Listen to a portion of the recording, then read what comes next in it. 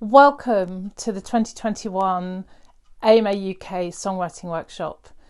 This year we decided to team up with NHS workers. As you can imagine, it was something that we all felt really strongly about, and we felt that it would be wonderful to connect with them and hear some of their stories and see how our members could transcribe those stories into songs. We started working and looking for NHS workers who wanted to take part in this back in the autumn. And as we went into our second lockdown in November, it became increasingly obvious that all of the NHS staff were under the most immense pressure and workloads were so high that it was going to be difficult to find people who wanted or were able to do this.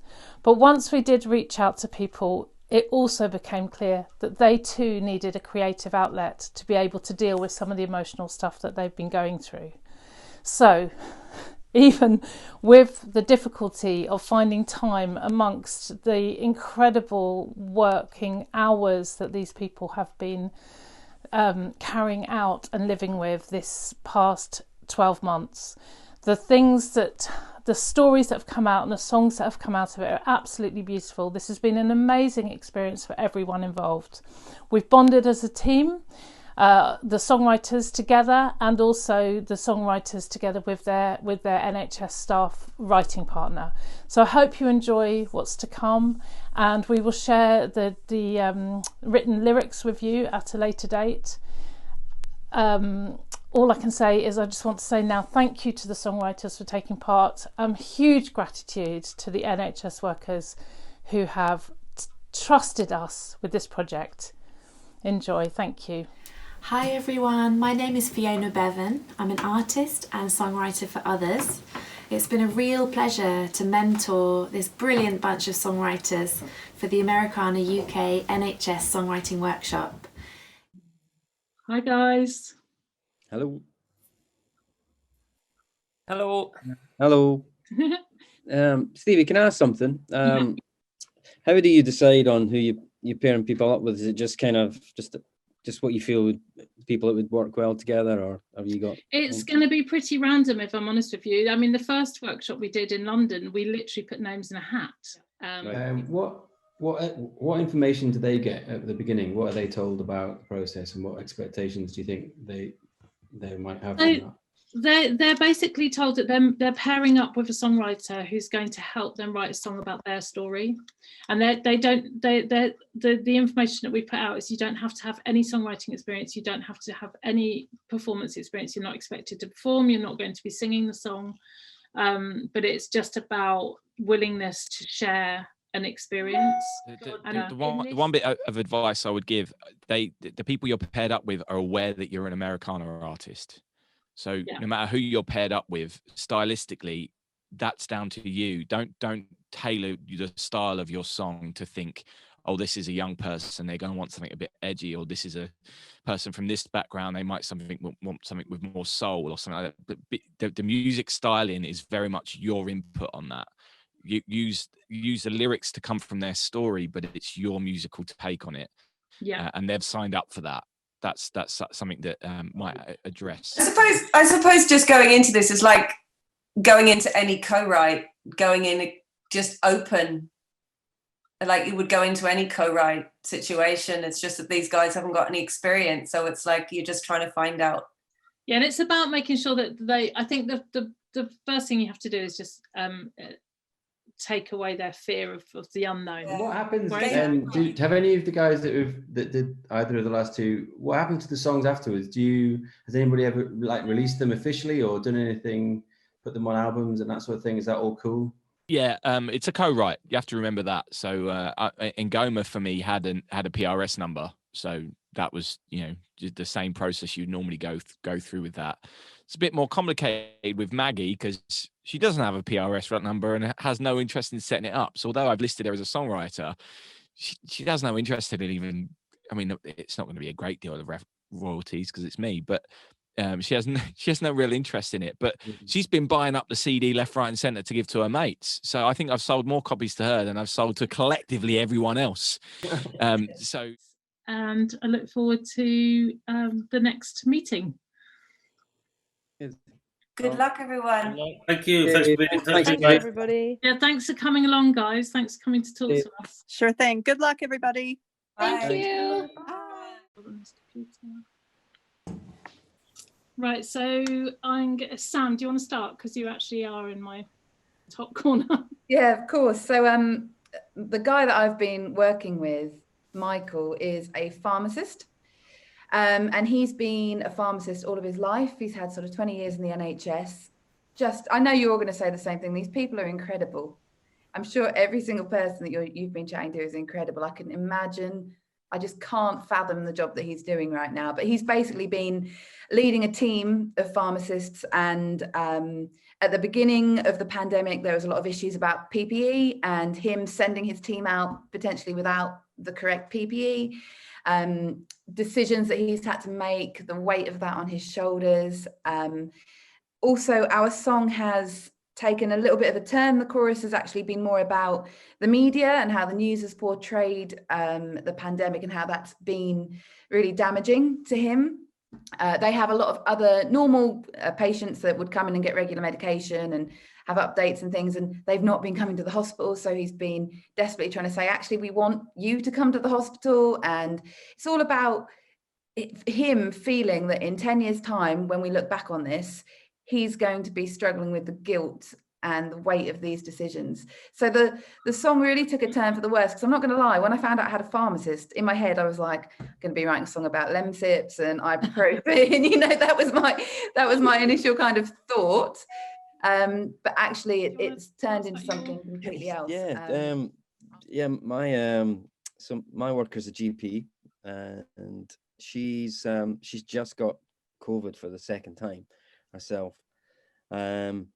And it's funny, it's interesting, you know, what Sam's saying, because Claire, my worker, she's actually, she seems on the surface anyway quite relaxed about it all. And you know, I kind of dread to use the word blasé. She's not blasé about it, but she just seems really calm, and in a way that sort of surprised me. And you know, I was kind of had to really dig, you know, for information from her, and I probably was hoping, you know, at the start I'd maybe get something a bit more hard hitting, but then I did start to sort of, you know, pull stuff out of her. But it was a wee bit challenging to get the stuff out of her. But the thing that she kept saying was that the main thing she's felt is just out of control. And although it kind of felt like a really obvious route to go down, writing a song called Out of Control, I sort of felt like I didn't want to sort of beat around the bush on this, I've just gone for it. I finished the song as far as I'm aware. I've finished it. And, Hello. Yeah. So as I said in the group, my NHS worker is we had an initial conversation, I think on the 23rd, so literally just before Christmas, and that was really just I thought it was just kind of getting to know you sort of thing. It was a really interesting chat. She's not a medical professional, she's a data analyst, a senior information analyst, something like that, down in Croydon. So it was really interesting to hear her perspective on on the whole thing, because she's the one that collates all of the data. Like, she's the first person to see it all, and we talked a lot about that, and she talked a lot about her frustrations with people who are not taking it seriously, or not bothering to wear masks, or thinking the whole thing is just, you know, a fuss about nothing. And there are plenty of those people. And she sounded sort of sad and frustrated about all of that. And that's kind of what I've gone with, because I've had a journey. My co-writer for this is amazing. Bev, she's so amazing. She's actually, she didn't start in the NHS sector. She started working when she was younger. She wanted to just do a job that looked after people's mental health.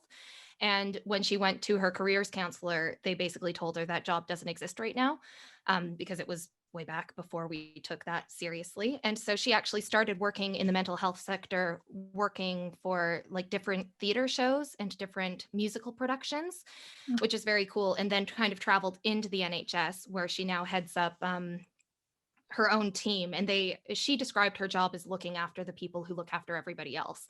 And that's what initially like hooked me on like, wow, that's really cool. And right now she's advocating for a stronger group and a separate kind of, I'm not going to use the right word here. I've lost my word, but like a separate group within the NHS that is specifically dedicated to giving NHS workers the proper care faster for people who are suffering from PTSD and any kind of like overwork stress that they might have. And they're in the process of like securing funding for that. So something we talked about was maybe building a song that was around the concept of what she's building right now and why it's important right now, and then potentially doing something with it in order to raise awareness for that program within the NHS. Okay, cool. Yeah, my guy, similar to the guys doing incredible things, and he runs a dementia hospital. He advises the trust. He runs something for the Royal Psychiatric Academic. He's like a secretary for them, so he has to put together all the research. I mean, there's a list of things that have happened to him, as I'm sure, like they probably, you know, he just dropped into the conversation that his somebody who was supposed to come and replace him in one of his roles was a junior Asian doctor who died of COVID the day before she was supposed to take over from him. She was like in her 30s. He's had COVID and his whole family's had it, and he's dealing with dementia patients who, one of the early signs of COVID is delirium, and obviously he's looking out for that in his patients all the time anyway. So yeah, really amazing story. Most of the songwriting was just listening to him talking and then thinking about how it made me feel really, and then coming up with something, playing it to him, seeing what he thought.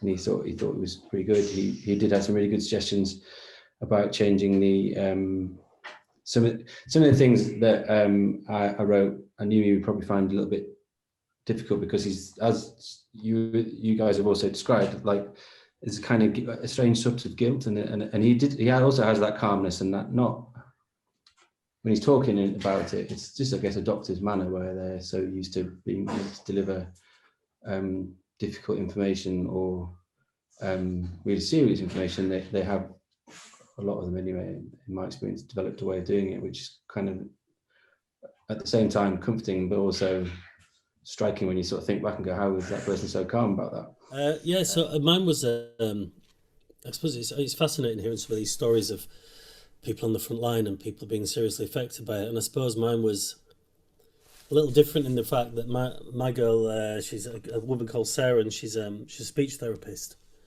So she's kind of deals with a bit of the fallout. Her day-to-day role, I guess, is affected because she has to wear the mask, obviously, and that's difficult when you're doing speech therapy and things. But I suppose it was kind of going down that route, and then all of a sudden we had another chat just before Christmas, and she just was talking about her day, and she said, "Oh, we had a child in, and we get a lot of children in that find it really difficult to speak." And I said, "Well, what's the reason?" And it's because of, you know, their background and how they're growing up and things. But and then it turns out that there's a lot of domestic abuse children. So children with domestic abuse at home have really bad speech, or some of them have really bad speech problems.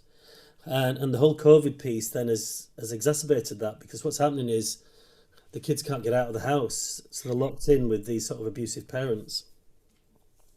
And it just kind of blew my head, you can't imagine. And I suppose the difficulty with this is so what we've done is we've kind of turned the song into this story about her trying to help this child get out of this kind of shell that he's in, and the difficulty. So it's kind of light on the COVID piece, but in some respects, I tried to make a metaphor, or we tried to make a metaphor of the fact that she can't be near them because of she's talking, and when you're talking to people, it's the worst thing you can be doing, really. So she has to stand quite far away, and then obviously when she has to wear a mask, we saw the mask as a bit of a curtain, really. So I said last time we've kind of turned it into a kind of a stage performance where the whole narrative is around this kind of the child's on the stage in the spotlight with the curtains and things, and she's kind of like the producer that's sitting in the front row and sort of orchestrating, and so it's kind of that. And it was quite nice the way it's kind of comes. It still needs some editing on some of the lyrics, but it was I was really pleased with it, and she's really happy with it. And I mean, luckily for me, she's a bit of a songwriter anyway, from Glasgow actually, Dean. So she's from Glasgow, but she lives now down in London now. But it's amazing. I just want to say, like, it's such an amazing process. It's such an odd process as a songwriter, isn't it, to work with someone who's not a songwriter, and also someone who's like going through the thick of it right then and there, and is probably exhausted, but then and sort of vulnerable and stuff. And it's going to be so moving. Like, it's already been so deep today, like chatting to you all and hearing bits and pieces. But like, it's going to be so moving for everybody, and it's like very, very special project. I'm so happy to even be a little fly on the wall. But if you haven't spoken to me yet and you want to... Hey everyone, my name's Joey Clarkson, and I'm a Canadian singer-songwriter living in London, UK with my husband, Peter Dixon. Peter and I usually play music together, but unfortunately he had some work commitments this time round, so I got to take part in this project as a solo performer this time. I've had such a fabulous time working with my partner, Beverly Flint, who is head of business partnerships and a clinical psychologist. Honestly. Hi, my name is Sam Coe. I'm a singer-songwriter from Norfolk. I got to work alongside Michael Dixie, who's a pharmacist at Barking, Havering and Redbridge University Hospital. We wrote a song called The Weight of the World. Hi, I'm Alex, or Our Man in the Field. I've been writing a song with Moham Bhatt, who's a consultant psychiatrist and Associate Medical Director at the North East London NHS Foundation Trust. The song's called Looks Good on the Evening News. Hi, my name's Simon James, and I've been writing a song with Sarah Rimmer from the NHS. She's a speech and language therapist. Hi there, my name is Dean Owens, and I'm a singer-songwriter from Edinburgh in Scotland. I worked on my song with Claire Andrews, who is a GP. I hope you like the song. Hey, my name's Hollie Rogers. I'm a singer-songwriter from Cornwall but based in London. And this is a track that I wrote with my NHS songwriting partner, Jenny Brennan. And it's a bit of a letter of frustration to anyone that's not taking the pandemic seriously. So that's everyone from anti-maskers to politicians.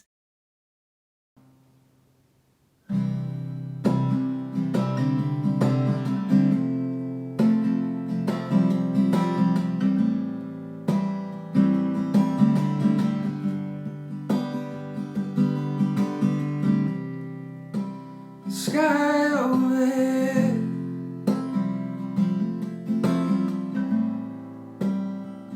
the fat of the land.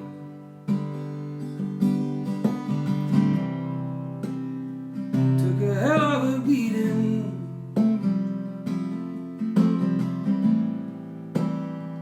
Made a hell of a stand.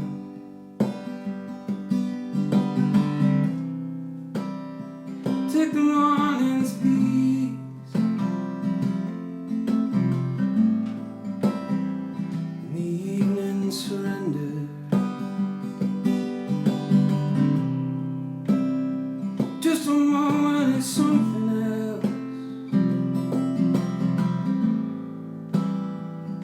It's all we're after.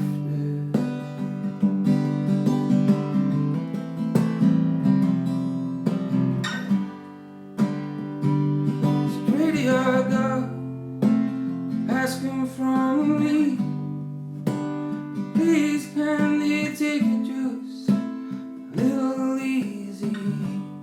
I'm out on my feet, I've hit the wall, and there's nothing left for me, nothing at all. Is it a hollow promise? Nothing to just small lip service.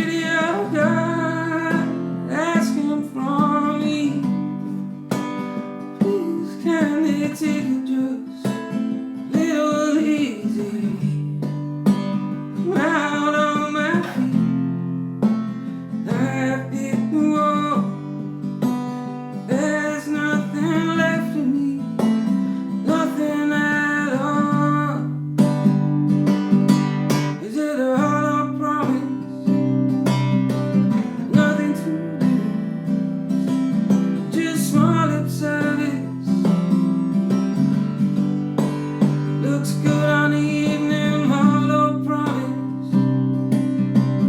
Nothing to do, just small lip service.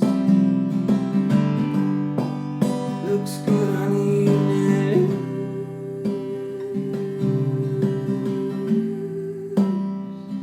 The evening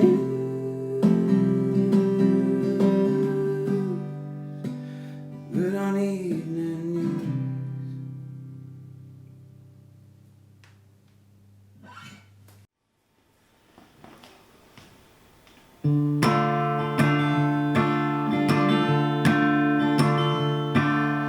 I will stand my ground here with the lost and found, picking your words up. You're waiting in the wings, watching the curtain lift, lighting your words up. I'm in the front row, you center stage, just show me how you're feeling. You know I'm there, you can't see my face, but I know that you are healing. When you are lost, I'll help you find your voice and your sound. Just follow me at my sides.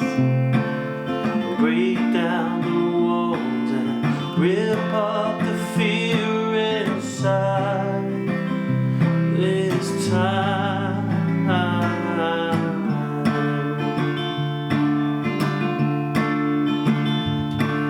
No more playground fights, you're standing in the lights, no more calling.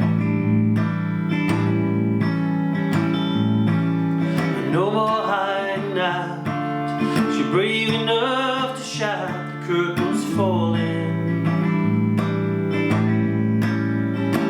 The empty rows now, as you strike the stage, but I will stay here watching. My script has changed as I turn the page and smile while you are talking. When you are lost, I'll help you find your voice and your sound. Just follow me at my sides. We'll break down the walls and rip up the fear inside this time. In the darkness hides the light, silent voices out of time. The mask remains in its place, and somehow we remain. Find another day for you, for you.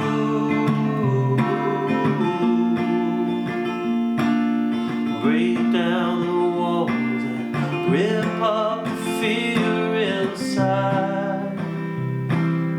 Break down the walls and rip up the fear inside this time.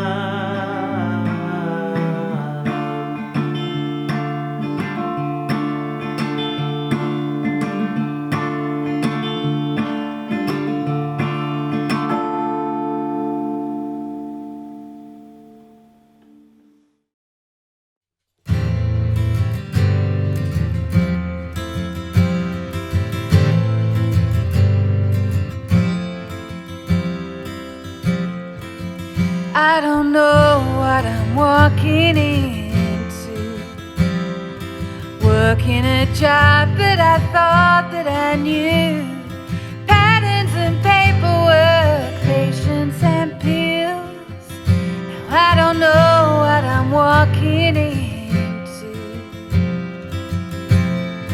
Behind the front line with coal and with steel, burning for hours, awake at the wheel. It's passion and poetry flooding our veins.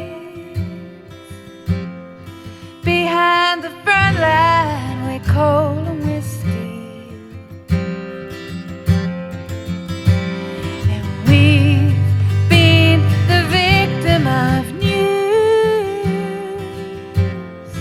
Nobody knows what is real anymore, and I'll take the weight of the world. I'll carry it good, and when this is just a tale that I tell, I'll tell it true.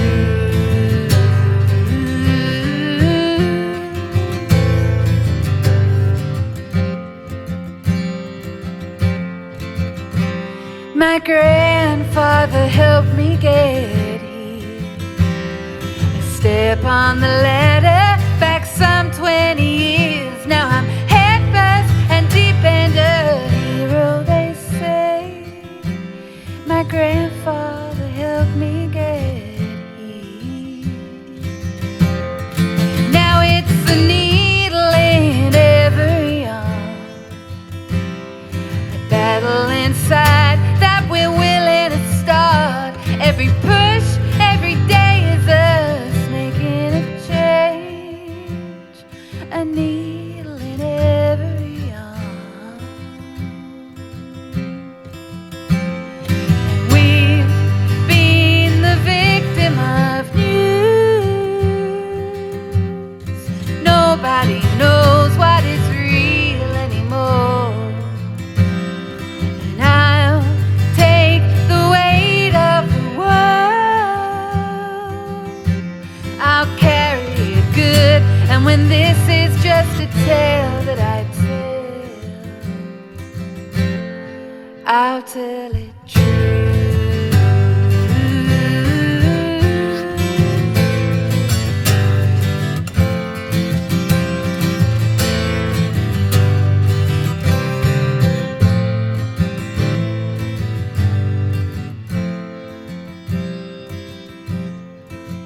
I am thankful for being alive.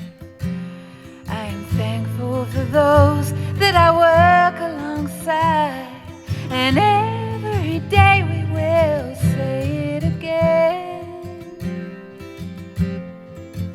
I am thankful for being alive, and the only thing we know how is to go for save lives. Go for save lives.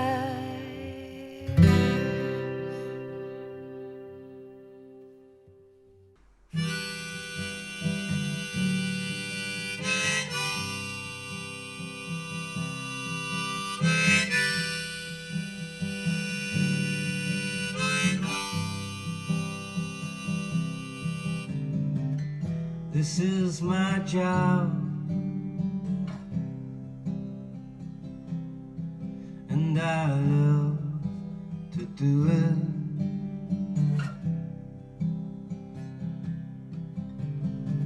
I watch families suffer, try to help them through it.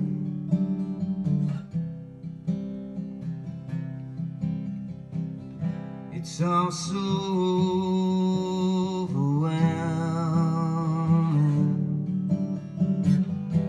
Forgotten voices,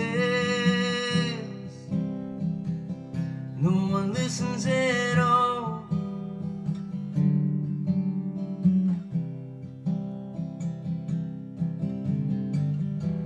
a sacrifice.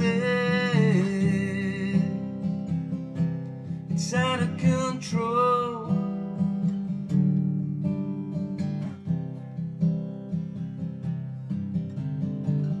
I do my shit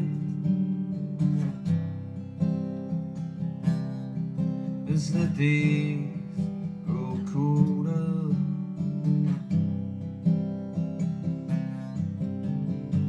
But the weight won't lift from off my shoulder.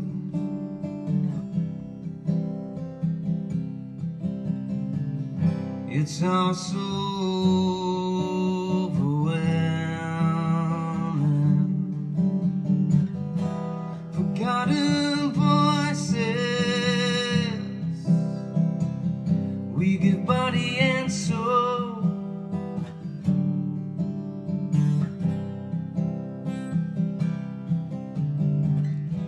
We make our choices.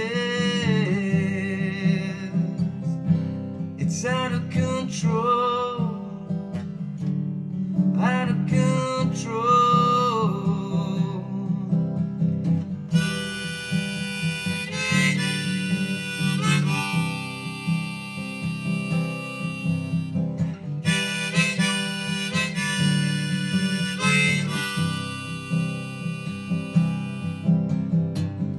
It's all so overwhelming. Forgotten voices, no one listens at all.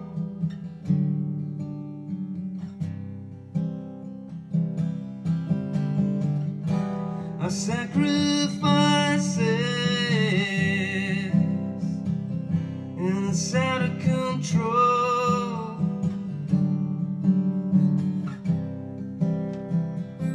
Yeah, it's out of control.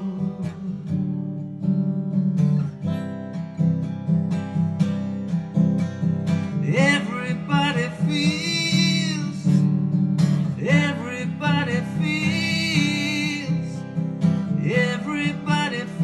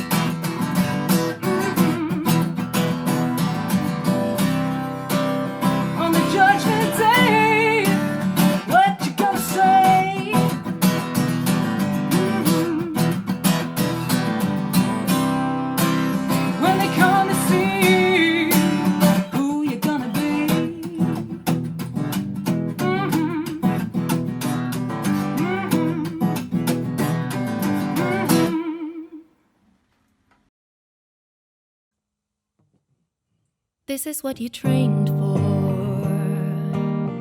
Long days, hard nights, now they're calling you a hero. Like it's the first time you're saving a life. When your shift is up, you're the last to go. And even when you're gone, you take the trauma home. But you have bills to pay, and it's the life you chose. It's not weak if you need a little time to take a step back, take a breath and clear your mind. Who's gonna take care of you while you're taking care of everybody else? The world's got a whole lot to lose if you don't start putting yourself first. You're a mother, you're a daughter, you're a sister, you're a friend. But who's gonna take care of you if you're only taking care of them?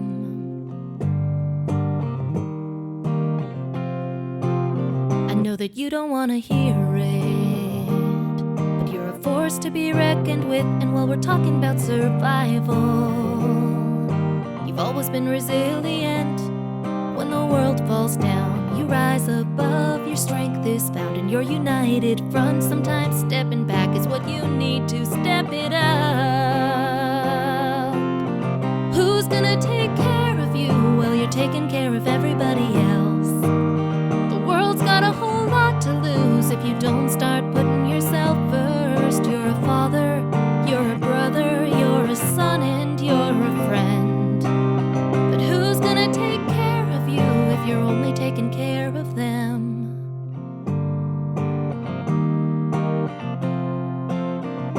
It's not weak if you need a little time to take a step back, take a breath and clear your mind. It's okay, we all need a little time. So take a step back, take a breath and clear your mind. Who's gonna take care of you while you're taking care of everybody else? The world's got a whole lot to lose if you don't start putting yourself first. You're a lover, you're a carer for everybody else. But who's gonna take care of you? You're a lover, you're a carer for everybody else. But who's gonna take care of you if you don't take care of yourself?